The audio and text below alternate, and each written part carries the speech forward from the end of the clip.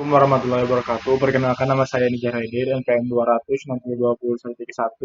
Saya dari Universitas Islam Kalimantan Muhammad Arsyad Banjari, Fakultas Teknik, Prodi Teknik Sipil, dengan mata kuliah Rekayasa Lingkungan.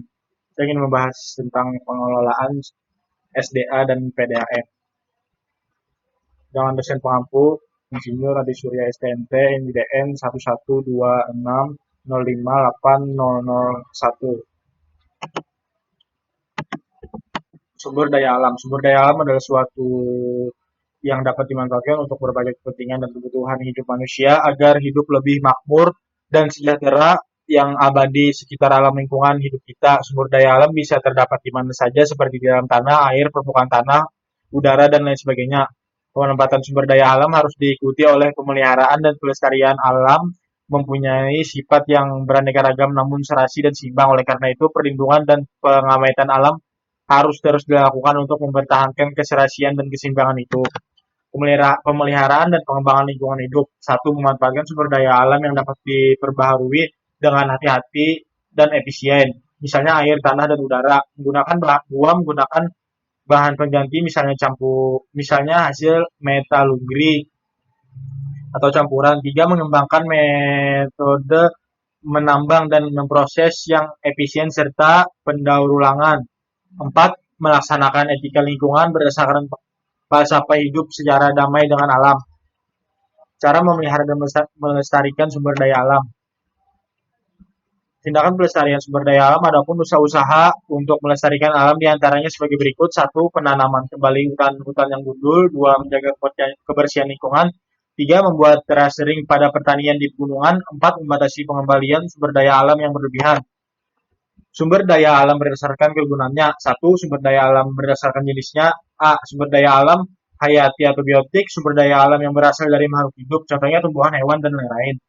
B. Sumber daya alam non hayati atau abiotik, sumber daya alam yang berasal dari benda mati, contohnya bahan tambang, udara, air, batuan, dan lain-lain. Dua, sumber daya alam berdasarkan sifat perubahannya. A. Sumber daya alam yang dapat diperbarui.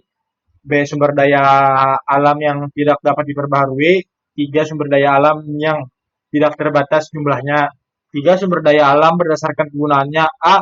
Sumber daya alam penghasil bahan baku, contohnya hasil pertanian, hasil hutan, bahan tambang, dan lain-lain. B. Sumber daya penghasilan energi, contohnya ombak, panas bumi, minyak bumi, dan lain-lain. Tiga, pengelolaan PDAM. PDAM memiliki dua fungsi, yaitu fungsi pelayanan kepada masyarakat dan fungsi penambahan penerimaan daerah. Fungsinya sebagai unsur pelayanan sosial juga tidak terlepas dari dimensi ekonomi, yaitu mencari keuntungan karena menjadi salah satu sumber pendapatan asli daerah.